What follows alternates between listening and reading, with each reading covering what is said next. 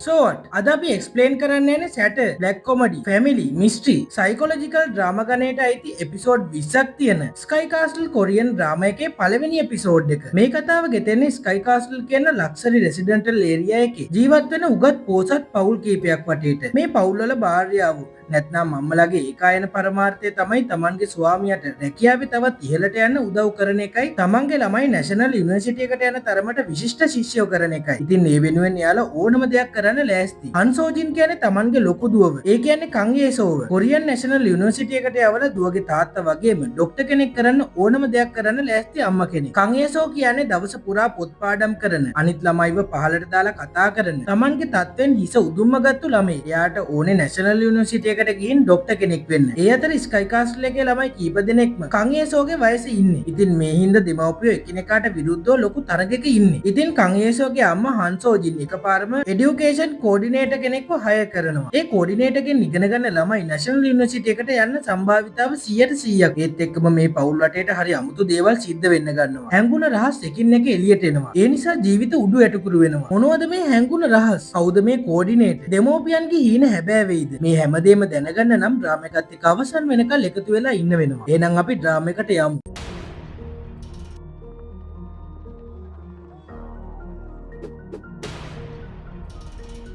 කංගේසු ඉස්කෝලේ ඉවර වෙලා එයාගේ අම්මා හන්සෝජින් එක ගෙදර යන ගමනුත් පාඩම් කරනවා. ඒ අතරේ කංගේසුගේ අම්මා ස්කයි කාසල් එකේ ඉන්න එයාගේ අසල්වැසියා ජින් ජින්හී එක කෝල් එකක්. ජින් ජින්හී යේසුගේ අම්මට බටර් ගානවා. එයාගේ රෝල් මොඩල් යේසුගේ අම්මා කියලා. ටිකකින් ජින් ජින්හී එයාලගේ කාමරේ දොර ඇරලා නිදන් ඉන්න හස්බන්ඩ් ගහනවා නැගිටින්න කියලා. හස්බන්ඩ් ඇම්බර් එනවා. එයා අයියේ පේෂන්ට්ලා 5 දෙනෙක් ඔපරේෂන් කරලා ඉන්නේ. නිදා ගන්න දෙන්න කියලා. ඒකද පාන්දර 2 වෙනකල් බිව් යහලා ජින් ජින්හී හස්බන්ඩ් නැගිටවන්න හදනවා. කරදරේ බැරිම තැන ඉඳ ගන්න හස්බන්ඩ් ජින්නි කියනවා ඔහොම ගියොත් නම් පාටියට යන්න වෙන්නේ නැහැ කියලා. හස්බන්ඩ් පාටි එකක් මතක නැහැ. නිදි මත විතරයි. ජින්නි ආයෙ යාට කෑ ගහනවා. මේ අතරේ උදේ කෑම ගාති ප්‍රොෆෙසර් චා එයාගේ වයිෆ් නෝසංගියගෙන් දැනගන්නවා. යේසුගේ අම්මා පාටියක් දානවලු. යොන්ජිගේ අම්මට සුබ පතන්න. ප්‍රොෆෙසර් චාට කේන්ති යනවා ඒක නොදැන හිටියකට. නෝසංගේ කියද්දී ආ ඇමරිකාවේ ඉඳලා කලින් දවසේ ආවේ කියලා. ප්‍රොෆෙසර් චා එයාගේ අනික් ප්ලෑන් කැන්සල් කරලා නෝසංගේට කියනවා. ඔයාගේ වැරද්ද තමයි අද පාටිය ගැන දැන් කිව්ව එක කියලා. නෝසංගේ සමාව ඉල්ලද්දි ප්‍රොෆෙසර්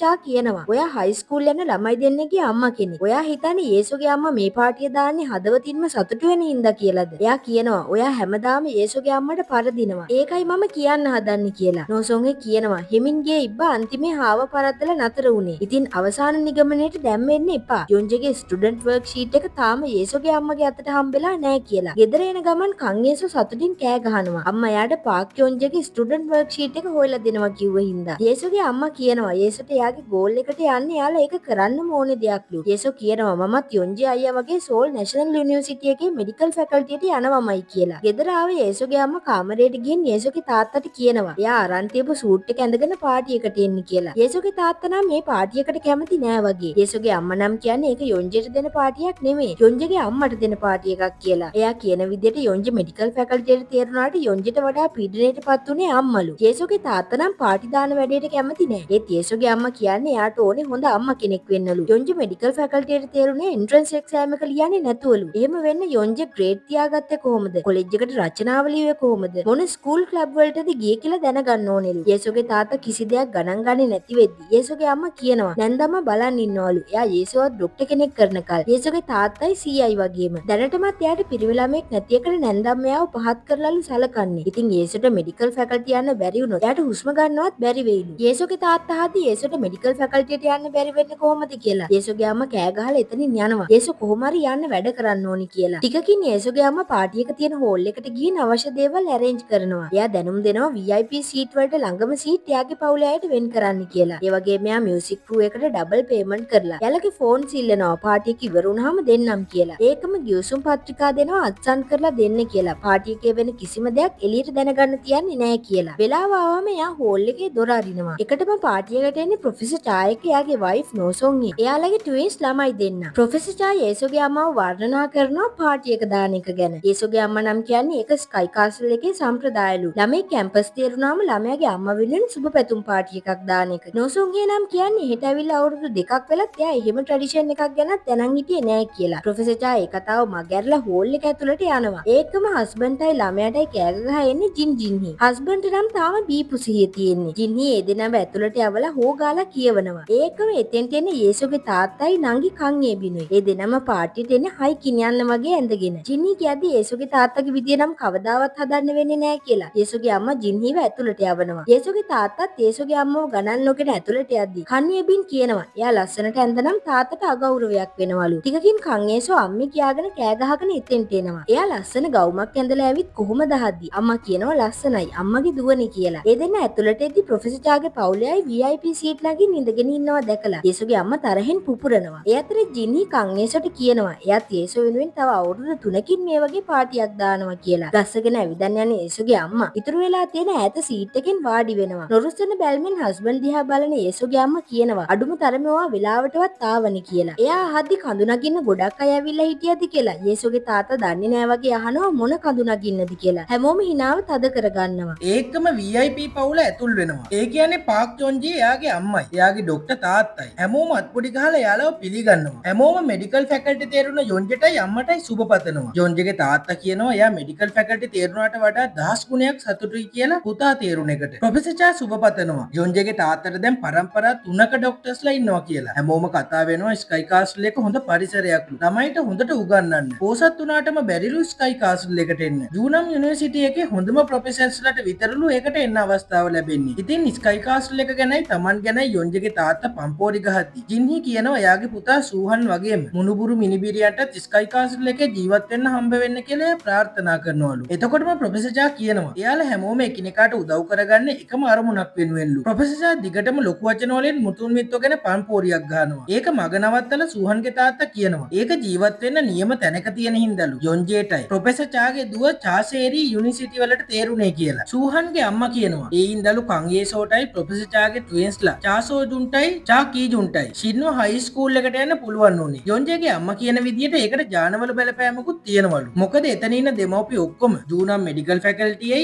ලෝ ෆැකල්ටියයි ප්‍රොෆෙසර්ස්ලා කියලා. ප්‍රොෆෙසර් චා ඒ කියන්නේ ට්වින්ස්ලාගේ තාත්තා කියනවා යොන්ජේගේ අම්මගේ මහන්සියේ ඉඳලු යොන්ජේ මෙඩිකල් ෆැකල්ටි තේරුනේ. ට්වින්ස්ලාට නම් එපා වෙලා ඉන්නේ. එයාලගේ තාත්තා යොන්ජේගේ අම්මට කියනවා එයාගේ වයිෆ්ටත් එහෙම අම්මා කෙනෙක් වෙන්න ටිප්ස් දෙක තුනක් කියලා දෙන්න කියලා. ඒකම හැමෝම සයිලන්ට් වෙනවා. යොන්ජේගේ අම්මා කතාව මගහැරලා කියනවා ට්වින්ස්ලාගේ අම්මට එයාගේ දුව චාසේරිව හාවර්ඩ් යුනිවර්සිටි එකට යවන්න පුළුවන් වුණානේ කියලා. ඩෙසර්ට් ගන්න වෙලාවේදී කන්ජේබින් යොන්ජේගෙන් අහනවා යොන්ජේට ඇත්තටම මෙඩිකල් ස්කූල් යන්න ඕනේද? එහෙදි හාවොයි මීයොයි කපන්න දෙනවලු නේද කියලා. කන්ගේ සෙවණන් නංගි දියා කරදරෙන් වගේ බලනවා. චාකීජුන් අහද්දි යොන්ජේට සතුටු ඇති නේද කියලා. යොන්ජේ උත්තර දෙනවා ඔව් මම අම්මව සතුටු කළානි කියලා. කන්ගේබින් නම් අප්‍රසන්න මූඩ් එකක් පෙන්වන්නේ. කන්ගේසෝ යොන්ජේ මෙඩිකල් ෆැකල්ටි එකට තේරුණු එක ගැන ආසාවෙන් කතා කරනවා. යොන්ජේ අහද්දි කන්ගේසෝ ඇයි එච්චර මෙඩිකල් ස්කූල් යන්න ආස කියලා. චාකීජුන් පැනලා උත්තර දෙනවා අම්මට ඕනේ හින්දා කියලා. කන්ගේසෝ රණ්ඩුවක් අල්ලන්න යද්දි යොන්ජේගේ තාත්තා වෙරි වෙලා ඇවිත් යොන්ජේව බදා ගන්නවා. ඒ අතර යේසෝගේ අම්මා යොන්ජේගේ අම්මගෙන් අහනවා ඔයාගේ පුතාව මගේ බෑන කරගන්න බැරි වෙයිද කියලා. යොන්ජේගේ අම්මා hina වෙනවා. ඒකට වේටින් ලිස්ට් එකේ ඉන්න වෙයි කියලා. යොන්ජේගේ තාත්තා යොන්ජේගේ අම්මා ගැනයි යොන්ජේ ගැනයි වර්ණනා කරද්දි යේසෝගේ තාත්තා නම් නෝන්ඩියට වගේ බලන්නේ. ඒකම යොන්ජේගේ තාත්තා තෑග්ගක් විදියට යොන්ජේගේ අම්මට නැවක සවාරියක් යන ටිකට් එකක් දීලා ප්ලැටිනම් කාඩ් එකකුත් දෙනවා. එයාලා සතුට සමරද්දි මැදින් පනින ට්වින්ස්ලාගේ තාත්තා කපල් ඩාන්ස් එකක් දාන්න ලෑස්ති වෙනවා. ට්වින්ස්ලාගේ අම්මත් එක්ක එයා වෝල්ට් සංගීතයට නටද්දි හැමෝම බෝරින් වගේ බලන් ඉන්නේ. ටිකකින් යොන්ජේගේ තාත්තා ඒක නවත්තන්න කියලා වේග රිද්ම මියුසික් එකක් ප්ලේ කරන්න කියලා නටනවා. යේසෝගේ තාත්තා එතනින් පිට වෙනවා. ඊට පස්සේ එදා රෑ නිදාගන්න යද්දි යේසෝගේ අම්මා යේසෝගේ තාත්තාගේ බෑඩ් මූඩ් එකට බනින්න යද්දි යේසෝගේ තාත්තා කියනවා එයා අඩුම තරමේ පාටියට සහභාගී හරි වුණානි කියලා. එයා කියනවා ට්වින්ස්ලාගේ අම්මගෙන්වත් ඉගෙන ගන්න කියලා. Tamanගේ දුව හාවර්ඩ් කැම්පස් එකට යවලත් පුරසාරම් දොඩන්නේ නැතුව ඉන්නේ කොහොමද කියලා. එතකොට යේසෝගේ අම්මා කියනවා ට්වින්ස්ලාගේ තාත්තා කිව්ව ඇහුනේ නැද්ද කියලා. එයාගේ වයිෆ්ට ටිප් දෙක තුනක් උගන්වන්න කියපු කතාව. ඉතින් යේසෝගේ තාත්තා අහනවා මමත් ඒ රංගපෑමම කරන්න ඕනේද කියලා. එයා තරහින් කෑ ගහනවා පාටියට කීයක් වියදම් කරා දාලා. අනික යේසෝව කැම්පස් යවන්නේ යොන්ජේගේ අන්ඩර්වෙයා එකක් අන්දන්න කිව්වොත් ඒකත් කරනවා දාලා. දෙන්නම ඇඳන් දෙකෙන් නැගිටලා බැන ගන්නවා. යේසෝගේ අම්මා කියනවා යේසෝගේ තාත්තා කැම්පස් තේරුණ කාලේ වගේ නෙමෙයිලු දැන්. හොඳම කැම්පස් එකකට තේරෙන්න ක්‍රමයක් තියෙනවලු. මේක නිකන් පාටි දෙමිල්ලක් නෙමෙයි. තොරතුරු දැනගන්න කරන සටනක්ලු. ට්වින්ස්ලාගේ තාත්තා යාළුව පරාද කළා කියලා හිතන්නේ නැති කියද්දි නම් යේසෝගේ තාත්තා අහනවා යේසෝව නැෂනල් මෙඩිකල් ෆැකල්ටි එකට යවන්න පුළුවන් කියලා විශ්වාසද කියලා. ඔයා ෆේල් නොවෙනවා නම් හොඳයි කියලා එයා කාමරෙන් පිට වෙනවා. පහුවදා යොන්ජේගේ අම්මත් එක්ක අනිත් අම්මලා ගෝල්ෆ් ගහන්න ගිහිල්ලා. යොන්ජේගේ අම්මා කියන විදියට එයා තව දවස් දෙකකින් ලන්ඩන් වලට ගිහිල්ලා මාස දෙකක යුරෝප් ට්‍රිප් එකක් යනවලු. ට්වින්ස්ලාගේ අම්මා යොන්ජේගේ අම්මගේ පස්සෙන් නිල්ලිලා යද්දි සූහන්ගේ අම්මා කියනවා යොන්ජේගේ අම්මා හිතලම යේසෝගේ අම්මව මග අරිනවා වගේ කියලා. යේසෝගේ අම්මා කියන විදියට යොන්ජේගේ අම්මා ට්වින්ස්ලාගේ අම්මටයි එයාටයි මැදි වෙලාලු ඉන්නේ. ඉන්නේ. ඉතින් සූහන්ගේ අම්මා කියනවා යොන්ජේගේ අම්මා දෙන්න එක්කම තොරතුරු බෙදා ගන්න ඕනෙලු එහෙනම්. යේසෝගේ අම්මා කියන විදිහට ස්ටුඩන්ට් වර්ක් ෂීට් එක යොන්ජේගේ ප්‍රයිවට් දෙයක් ඉඳා. ඒක හැමෝ එක්කම බෙදා ගන්න යොන්ජේගේ අම්මා කැමති වෙන එකක් නෑලු. සූහන්ගේ අම්මා වෝන් කරනවා. යේසෝගේ අම්මට අවධානයෙන් ඉන්න. නැත්නම් ට්වින්ස්ලාගේ අම්මට පරදීවි කියලා. මේ අතරේ ට්වින්ස්ලාගේ අම්මා යොන්ජේගේ අම්මට කියනවා එයාටත් හොඳ අම්මා කෙනෙක් වෙන්න ඕනෙලු. ට්වින්ස්ලාගේ තාත්තගේ බලාපොරොත්තුව එක්කෙනෙක් ලෝ ෆැකල්ටි එකට ඇරලා අනිත් කෙනාව මෙඩිකල් ෆැකල්ටි එකට අරින්නලු. ඉතින් එයාටත් ටිප්ස් ටිකක් උගන්වන්න පුළුවන් දානවා. ඒකම යේසෝගේ අම්මා යොන්ජේගේ අම්මට මැසේජ් එකක් දානවා වැදගත් දෙයක් කතා කරන්න තියෙනවා විනාඩි 5කට හම්බෙන්න පුළුවන්ද කියලා. ඉතින් යොන්ජේගේ අම්මා ට්වින්ස්ලාගේ අම්මටත් එන්න කියනවා තේ බොන්න. ඉතින් තේ බොන අතර යොන්ජේගේ අම්මා කියනවා එයාට කිසිම කෙනෙක්ට යොන්ජේගේ ස්ටුඩන්ට් වර්ක් ෂීට් එක දෙන්න බෑලු. හැමෝම එක්ස්පර්ට්ලා හින්දා එයාලටම ළමයි ඉන්න කැම්පස් එකට යවන්න පුළුවන් වෙයිලු. මේ අතරේ සූහන්ගේ තාත්තා එයාගේ ජූනියර් ඩොක්ටර්ස්ලාට කෑ ගහනවා එයා දීපු ආත්මාර්ථකාමී ජානය කියන පොතේ සමරියක් කියලා දෙන්න බැරි තරම් බිසී දහලා. එතෙන්ට යේසුගේ තාත්තා ආවම එයා ඒ පොත හංග ගන්නවා. ජූනියර් ඩොක්ටර්ස්ලා ඇස් වලින් සූහන්ගේ තාත්තා මොකක් හරි හංගන් ඉන්නවා කියලා පෙන්නනවා. ඉතින් යේසුගේ තාත්තා ඒක ඉල්ලදී සූහන්ගේ තාත්තට පොත දෙන්න වෙනවා. එයා කියනවා මාසික බුක් ක්ලබ් මීටින් එකට යන්න නම් මේ පොතෙන් එසේ එකක් ලියන්න ඕනෙලු. කරන්න බැරි නම් යන්න එපා කියලා යේසුගේ තාත්තා කියද්දි සූහන්ගේ තාත්තා කියනවා යේසුගේ තාත්තත් බුක් ක්ලබ් එකට කලින් ගියානේ කියලා. යේසුගේ තාත්තා කියන විදිහට එයා ඒකට ගියේ ට්වින්ස්ලාගේ තාත්තා හිතන් හිටියලු. ඔතොපෙඩික් සර්ජන්ලා කියන්නේ නුගත් මස් කඩකාරයෝ කියලා. ඉතින් එයාට පාඩමක් උගන්වන්නලු එයා බුක් ක්ලබ් එකට ගියේ. ඉතින් එයා අහනවා ට්‍රේනින් ඩොක්ටර්ස්ලාට නිදා ගන්නවත් වෙලාවක් නැතුව පොත් කියවන්න දෙන්නේ ඇයි කියලා. සූහන්ගේ තාත්තා කියද්දි එයා බුක් ක්ලබ් එකට ගියාම සූහන්ට කියවන්න ආසාවක් ඇති වෙයි කියලා. යේසුගේ තාත්තා අහනවා ඔයා මගේ වයිෆ් වගේ උනේ කවද ඉඳන්ද කියලා. ඒකම යොන්ජේගේ තාත්තගෙන් කෝල් එකක් ඇවිල්ලා යේසුගේ තාත්තා එයාව හම්බෙන්න යනවා. යොන්ජේගේ තාත්තා කියනවා හොස්පිටල් එකේ අලුතින් ඕපන් කරන්න යනවලු කොඳු ඇට පෙළ සහ සංධි මධ්‍යස්ථානයක්. ඒකේ නම සංධි සහ කොඳු ඇට පෙළ වුණොත් ඒකේ ආධිපත්‍ය යේසුගේ තාත්තට ගන්න ලැබෙන්නේ නෑලු. හැබැයි ඒකේ නම කොඳු ඇට පෙළ සහ සංධි මධ්‍යස්ථානයේ හින්දා කොඳු ඇට පෙළට ඉන්න එකම විශේෂඥයා විදියට යේසුගේ තාත්තට අලුත් මෙඩිකල් සෙන්ටර් එකේ ඩිරෙක්ටර් වෙන්න පුළුවන්ලු. එතකොට තමයිලු යේසුගේ තාත්තට පුළුවන් වෙන්නේ. එයාට පස්සේ එයාගේ පෝස්ට් එකට එන්න. යේසුගේ තාත්තා කියනවා එහෙම වුණොත් යොන්ජේගේ තාත්තට හොස්පිටල් එකේ ප්‍රෙසිඩන්ට් වෙන්න පුළුවන් වෙයි කියලා. එදා රෑ යොන්ජේගේ තාත්තා රයිෆල් එක සුද්ධ කරනවා. එයා ආසයිලු ශීත කාලයට දඩියමේ යන්න. මේ කතාව අතර යොන්ජේගේ තාත්තා කියනවා යේසුගේ අම්මට උදව් කරන්න කියලා. යොන්ජේගේ ස්ටුඩන්ට් වර්ක් ෂීට් එක දීලා. ඒත් යොන්ජේගේ අම්මා කියනවා යොන්ජේගේ පෞද්ගලික දේවල් එලි කරන්න යාට බෑලු. එයා යොන්ජේගේ හැම පෞද්ගලික කාරණාවක්ම වර්ක් ෂීට් එකේ ලියලා කියලා දැනගත්තම යොන්ජේගේ තාත්තා කෑ ගහනවා. යොන්ජේගේ අම්මා එයාව සංසුන් කරද්දි තාත්තා කියනවා යොන්ජේ මොනතරම් දුර්වලෙක්ද කියලා. මේ අතර යොන්ජේ මාසෙකට ඇවිදින්න යන බඩු පැක් කරනවා. යොන්ජේ මේස ලාච්චුවෙන් ටැබ් එකක් අරගෙන ඒකේ පාස්වර්ඩ් ඔක්කොම ඩිලීට් කරලා ටැබ් එක මේසේ උඩම ලාච්චුවේ දානවා. මේ අතරේ සූහන්ගේ අම්මා යේසුගේ අම්මා එක කතා වෙනවා. යොන්ජේගේ අම්මට වර්ක් ෂීට් එක දෙන්න බෑ කියන්නේ එයා මොකක් හරි හංගන්න හදනවා වගේ කියලා. එයාලා කතා වෙනවා. යොන්ජේගේ යුනිවර්සිටි ඇඩ්මිෂන් එසේ එක ට්වින්ස්ලාගේ තාත්තා ලිව්වද දන්නේ නැහැ කියලා. මේ අතරේ ට්වින්ස්ලාගේ තාත්තා අම්මට බනිනවා. යොන්ජේගේ අම්මා වර්ක් ෂීට් එක දෙන්න බෑ කිව්ව ගමන් උත්සාහය අතාරින්න හදන්නේ කියලා. එයා කියනවා තනියෙන් යොන්ජේගේ අම්මව හම්බුනා නම් මේක අනිවාර්යෙන් දෙයිලු. මොකද අවුරුදු දෙකකට කලින් ඔම්පරෝස් කියන බුක් ක්ලබ් එක පටන් අරන් ඒක ලීඩ් කළේ එයාලු. මාසිකට සැරයක් ස්කයි කාසල් එකේ පවුල් එකතු වෙලා කියවපු පොත් ගැන සාකච්ඡා කළේ එයා නිසාලු. ට්වින්ස්ලාගේ අම්මා ඒ කතා ගණන් නොගන්නකොට ට්වින්ස්ලාගේ තාත්තා කෑ ගහනවා. එයා යොන්ජේගේ ඇඩ්මිෂන් එසේ එක ලියලා දුන්නේ. ඒ හින්දා එයාලට අයිති වෙන්න තියෙන දේක් හොරකම් කරගන්න දෙන්න එපා කියලා. ඉතින් පහවදා පාන්දරම යේසුගේ අම්මා එළියට එනකොට ට්වින්ස්ලාගේ අම්මාත් එළියට එනවා. දෙන්නම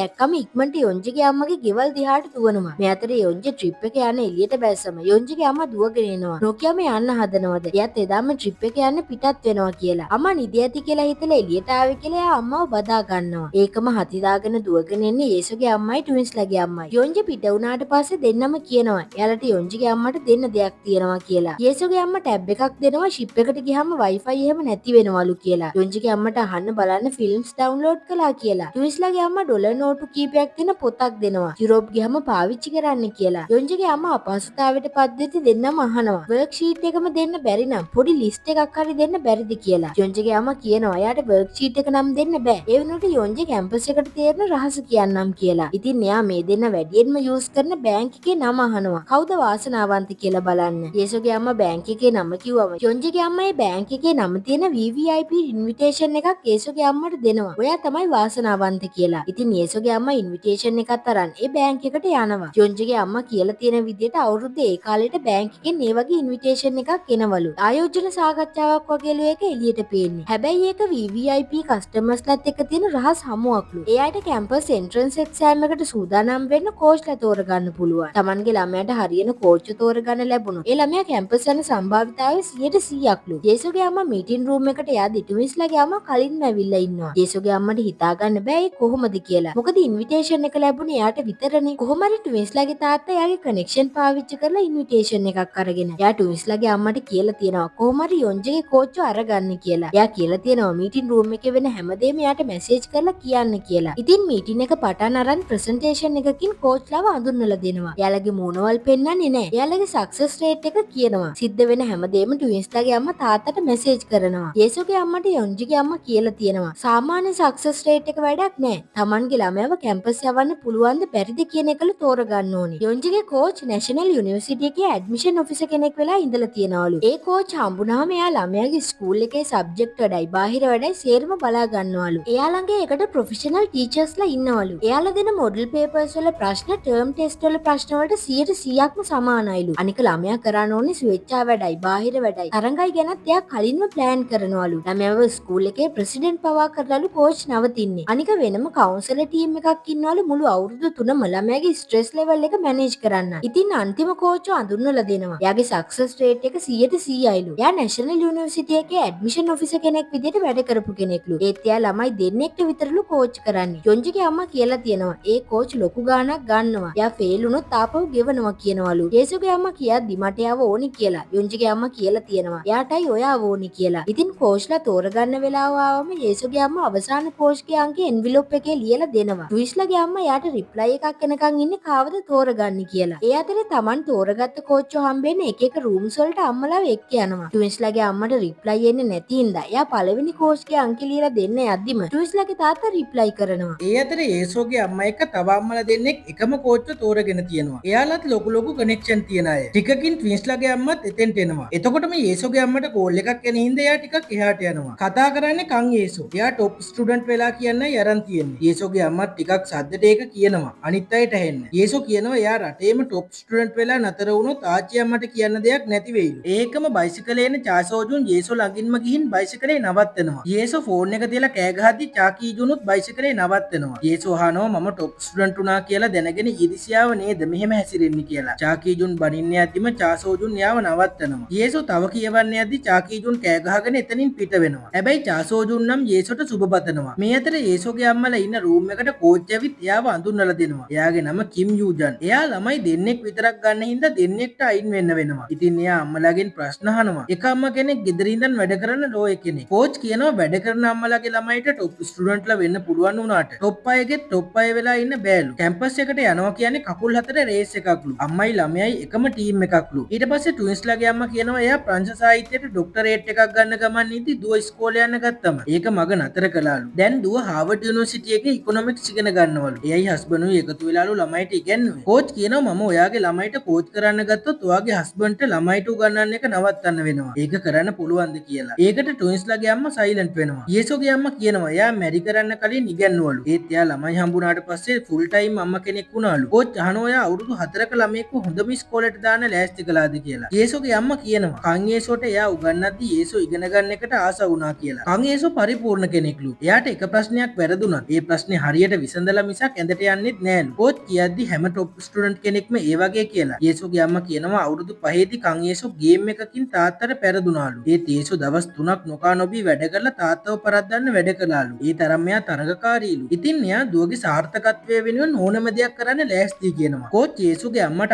අත දීලා එකට වැඩ කරමු කියනවා. එයා ජොබ් එකක් කරන අම්මවයි ට්වින්ස්ලාගේ අම්මවයි එළියට යවනවා. එදා රෑ සූහන්ගේ අම්මා සූහන්ගේ එසේ එකක් කියවනවා. සූහන් ලියලා තියෙන්නේ අම්මගේ කොෆි මග් එකකට එයාට ඊර්ෂ්‍යයි කියලා. මොකද අම්මා කොෆි මග් එකට හරි ආදරෙන් සලකනවලු. අම්මා හැම වෙලාවෙම මට පාඩම් කරන්න පන්ති යන්න කියලා විතරයිලු කියන්නේ. කොෆි මග් එකට ඒ මුකුත් කරන්නේ නැතිව ආදරේ ලැබෙනවලු. කොෆි මග් එකටත් තියෙනවා ඇත්තේ ආත්මාර්ථකාමී ජානලු. මට ඊළඟ ආත්මේ කොෆි මග් එකක් වෙලා ඉපදෙන්න තිබුණා නම් හොඳයි කියලා ලියලා තියෙනවා. අම්මා කියවල ඉවර වෙද්දිම සූහන් පැනලා දුවනවා. අම්මා පස්සෙන් එලවන්න යද්දි සූහන් එයා ඉපදුනාට සමාවිල්ලලා දුවනවා. සූහන් පිඟන් කබඩ් එක ළඟින් දුවද්දි ඒක හෙල්ලෙනකොට අම්මා බය වෙලා කෑ ගහනවා ඒව බින්දෙයි කියලා. සූහන්ලගේ ගෙදරින් සද්ද ඇහෙනකොට කංගියේබින් කාර් පාක් එකේ හැංගෙනවා. සූහන් ගෙදරින් එළියට දුවගෙන එද්දිම කංගියේබින් කකුල එළියට දානවා. සූහන් පාක් එකේ හැංගුනාම අම්මා කෑ ගහගෙන ඇවිත් ආයෙ හැරිලා දුවනවා. සූහන් කංගියේබින්ට කියනවා බුක් රිපෝට් එකට එයාට හිතන දේ ලිව්ව හින්දා අම්මා පස්සෙන් එළෙව්වේ කියලා. යෙබින් අහනවා ඔයා ආයෙත් කොෆි මග් එකට ඊර්ෂ්‍යයි කියලා ලිව්වද කියලා. සූහන් කියනවා කොෆි මග් එක බින්දොත් අම්මා වැළපෙයිලු. ඒත් එයා අතුරුදහන් වුණත් අම්මට ගානක් නැති වෙයිලු. එයා අහනවා යෙබින්ගෙන් ගෙදරින් පැනලා යමුද කියලා. කේබින්ටත් හැමතිස්සෙම පැනලා යන්න ඕනේ කිව්වනේ කියලා. එයා ළඟ සල්ලිත් තියෙනවා කියලා. කේබින් කියනවා සල්ලි තිබ්බට මදි. අවුරුදු 14 කෙනෙක්ට සැවුන එකක ඉන්නත් අවුරුදු 20ක බාරකාරයෙක් ඕනේ කියලා. ඉතින් ඊට වඩා ක්‍රමයක් තියෙනවා කියලා එයා සූහන්ගෙන් අහනවා ඔයා මගේ ගෝලයෙක් වෙනවද කියලා. පහුවදා යේසෝගේ අම්මා නැන්දමව හම්බෙලා බැගෑපත් වෙනවා යේසෝගේ කෝච්ච ගෙවන්න සල්ලි ඉල්ලලා. යේසෝගේ තාත්තේකට කැමති වෙන එකක් නෑ කියලා. නැන්දම්ම ගිහිනේ සැබෑ වෙයි කියනවා යේසු තුන්වෙනි පරම්පරාවේ ડોක්ටර් කෙනෙක් වුණාම. එයා පොජ්ජනත් වර්ණනා කරනවා. ඉතින් නැන්දම්ම කියනවා හවසට සල්ලි දාන්නම් කියලා. මේක තමයි අවසාන අවස්ථාව කියනවා. එළියට ආව යේසෝගේ අම්මා කියනවා අම්මා බලන්න ඉන්න. මම යේසෝව හොඳට හදනවා. ඔයා ඔයාගේ පුතාව හැදුවට වැඩිය හොඳට කියලා. මේ අතරේ කෝච්ට එයාගේ ඇසිස්ටන්ට් යේසු ගැන තොරතුරු ගෙනත් දෙනවා. කෝච් යේසුගේ අම්මට කෝල් කරලා කියනවා චින්වා හයි ස්කූල් එකට টොප් ස්ටුඩන්ට් වෙලා තියෙරුණ එකම කෙනා යේසු නෙමෙයි කියලා. තව টොප් ස්ටුඩන්ට් කෙනෙක් ඉන්නවලු හුවන් වූජු කියලා. වෙන පළාතක මිඩල් ස්කූල් එකකින් චින්වා එකට තේරුණ. ඉතින් ඒ වගේ බෑග්ග්‍රවුන්ඩ් එකකින් টොප් වුණ ළමයෙක් ඉන්නවා කියන්නේ එයා යේසුට වැඩිය දක්ෂ වෙන්න ඕනෙලු. ඒ ළමයාගේ අම්මගේ නම්බර් එක එවන්නම් කියන හොඳ කනෙක්ෂන් එකක් හදාගන්න කියලා. මොකද ළමයි අතර තරගයක් තියෙන එක යේසුට මහන්සි වෙලා වැඩ කරන්න මොටිවේෂන් එකක් වේලු. යේසුගේ අම්මා කෝල් කරද්දි වූජුගේ අම්මා මස් ගන්න ඇවිල්ලා ඉන්නේ. එයා කෝල් එක ආන්සර් කරන්නේ නැහැ. ඒකම යේසුගේ අම්මා මැසේජ් එකක් එවනවා. එයාගේ දුවත් টොප් ස්ටුඩන්ට් වෙලා ශින්වා එකට යන්නේ. ඒ දෙනා අඳුනගන්න එක ළමයින්ට හොඳ වෙයි කියලා. ඒත් වූජුගේ අම්මා නම් රිප්ලයි කරන්නේ නැහැ. යේසුගේ අම්මට තරහයි වූජුගේ අම්මගෙන් රිප්ලයි එකක් නැති හින්දා. එයාලා ගෙස් කරනවා වූජුගේ අම්මා ජොබ් එකක් කරන කෙනෙක්ද දන්නේ නැහැ කියලා. ඒකම යේසු එක්ක මිඩල් ස්කූල් එකට ගිය දෝහුන් කියලා ළමයෙක්ගේ අම්මා කෝල් කරලා කියනවා. එයාගේ ළමයාවත් යේසුගේ ස්ටඩි ගෲප් එකට එකතු කරගන්න කියලා. යේසුගේ අම්මා කියනවා යේසුට ස්ටඩි ගෲප් එකක් නැහැ. යේසුට ස්කයි කාසල් එකේ බුක් ක්ලබ් එක හොඳටම ඇති කියලා. දෙන්න කතා වෙනවා බුක් ක්ලබ් එකට ජොයින් වෙන්න අනික් අම්මලා ආසාවෙන් බලන් ඉන්නේ. අනික එක මෙහෙවන්නේ ලෝ ස්කූල් එකේ ප්‍රොෆෙසර් කෙනෙක් හින්දා වැඩි ඉල්ලුමක් තියනවලු. ඒත් ස්කයි කාසල් එකේ අය විතරලු ඒකට ගන්නෙ. ඊට පස්සේ හැමෝම බුක් ක්ලබ් එකට යනවා. ටුයිස්ලාගේ තාත්තා තමයි ඒක මෙහෙවන්නේ. මුලින්ම බුක් රිපෝට් එක කියවන්න කැමති වෙන්නේ කන් යේසු. යේසු ඉංග්‍රීසියෙන් කියවගෙන ගිහින් ටුයිස්ලාගේ මූණ බලලා එකපාරම නැවතිලා කොරියන් වලින්ම කියන්න ගන්නවා. එයා කියනවා පොතේ තියෙන්නේ එයා හිතන විදියටමලු. එයාට සුපිරි ඥාන හම්බෙලා තියෙනවලු එයාගේ දෙමව්පියන්ගෙන්. මම දක්ෂයි, අරමුණු සහගතයි කියනවා. ඒ වගේම තරඟකාරී, කවදාවත් පරදින්නේ නෑලු. ඉතින් එයා දිගට මේ ක්‍රමෙම අනුගමනය කරනවලු. දිගටම අංක 1 වෙනවලු. ඒකට එයා ආත්මාර්ථකාමී වීමේ සහජ බුද්ධිය පාවිච්චි කරනවලු. ටුයිස්ලාගේ තාත්තා රවද්දි චාසෝජුන් අහනවා මිනිස්සු ආත්මාර්ථකාමී වෙන්නේ ඥාන ආත්මාර්ථකාමී හින්දාමද කියලා. මොකද සමහර අය මිනිස්සු බේරගන්න ගිහින් මැරෙනවනි කියලා. චාකීජුන් කියනවා පොතෙන් කියන්න හදන්නේ ඥානවල තියෙන ආත්මාර්ථකාමී බව නැති කරන්න පුළුවන් මිනිසුන්ටමයි කියලාලු. යේසුයි කීජුනු ඒකට දිගටම ආගිව් කරගන්නවා. මැද්දට පයින්න ටුයිස්ලාගේ තාත්තා කියනවා එයා ඉස්කෝලේ යද්දි ගණන් සර් එයාට ගැහුවලු. යාළුවට ගණන් වැරදුනාම සර් කිව්වේ එයාට ගැහුවේ ආත්මාර්ථකාමී වෙන්න එපා කියලාලු. ඉතින් ටුයිස්ලාගේ තාත්තට ඒ කාලේ මේ පොත හම්බුණාලු. එයා ආත්මාර්ථකාමී ඥානය ගැන කියන්නේ යද්දි යේසු මැද්දට පැනලා කියනවා ඒකෙන් කරන්නේ තමන්ගේ අරමුණට යන්න උදව් කරන එකලු. ඉතින් ටුයිස්ලාගේ තාත්තා hina වෙලා කියනවා සම්පූර්ණයෙන් ආත්මාර්ථකාමී වීම කියන්නේ සැබෑ පරාර්ථකාමීත්වයටලු. යේසු අත්පුඩි ගහද්දි හැමෝම අත්පුඩි ගහනවා. ටුයිස්ලාගේ අම්මා ඇරෙන්න. ටික වෙලාවකට පස්සේ තරහෙන් දොර අරන් ගෙටෙන ටුයිස්ලාගේ තාත්තට අම්මා කියනවා රචකයා ඇත්තටම පොත ලිව්වේ සම්පූර්ණයෙන් ආත්මාර්ථකාමී වෙන්න කියන්නද කියලා එයාට සැකයිලු. ටුයිස්ලාගේ තාත්තා ටුයිස්ලාට කාමරවලට යන්න කියලා අම්මට කියනවා. එයාලා දැන් උත්සාහ කරන්න ඕනෙලු කෝච් කෙනෙක් නැතුව ළමයිව කැම්පස් යවන්න. ටුයිස්ලාගේ අම්මා කියද්දි තාත්තා ටුයිස්ලාට උගන්වන එක හරියන වැඩක් නෙමෙයි. ටුයිස්ලා එහෙම ඉගෙන ගන්නේ නැහැ කියලා. ටුයිස්ලාගේ තාත්තා කෑ ගහනවා මම මෙහෙම කරන්නේ ඇයි කියලා දන්නේ නැද්ද? ඔයාගේ තාත්තා නොහිටින්න අද මට මේ විදියට ජීවත් වෙන්න වෙන්නේ නැහැ කියලා. ඊට පස්සේ දවසක ට්‍රිප් එක ගිය යොන්ජිගේ අම්මා උදේම ගෙදර එනවා. ඒක දකින යේසුගේ අම්මයි සූහන්ගේ අම්මයි යාළගේ ගෙදර යනවා. යොන්ජිගේ අම්මා මාසයක් යන්නත් කලින් ට්‍රිප් එක නවත්තලා ඇවිල්ලා. එයා නම් කියන්නේ එයාට මහන්සි හින්දා ආයේ ආවා කියලායි. එයා අම්මලාට තෑගි ගෙනල්ලා බබෙක් වඩාගෙන ඉන්න අම්මා කෙනෙක්ගේ ස්ටැචු එකක්. යොන්ජිගේ අම්මා මහන්සියි කියලා පස්සේ හම්බෙමු කියලා. අර දෙන්නව පිටත් කරලා ෂොක් වෙලා වගේ ආයේ හැරෙනවා. එදා රෑ යොන්ජිගේ අම්මා රයිෆල් එකත් අරගෙන නයිට් ඩ්‍රෙස් එක පිටින්ම සීතල හිමේ ඇවිදගෙන මිදුණු වැව ළඟට ඇවිත් බිම වැටිලා රයිෆල් එක ලෝඩ් කරලා නිකටට තියා ගන්නවා. ඒකම වෙඩි සද්දයක් ඇහෙද්දි යේසුගේ අම්මා හැරෙනවා. ඒ විදිහට ස්කයි කාසල් ඩ්‍රාමා එකේ පළවෙනි එපිසෝඩ් එක අවසන් වෙනවා. යොන්ජේගේ අම්මා මැරුණද? එයා මොනවද හංගන්නේ? යොන්ජේට මොනවා හරි වෙලාද? එහෙනම් අපි ඊළඟ එපිසෝඩ් එකෙන් හම්බ වෙමු.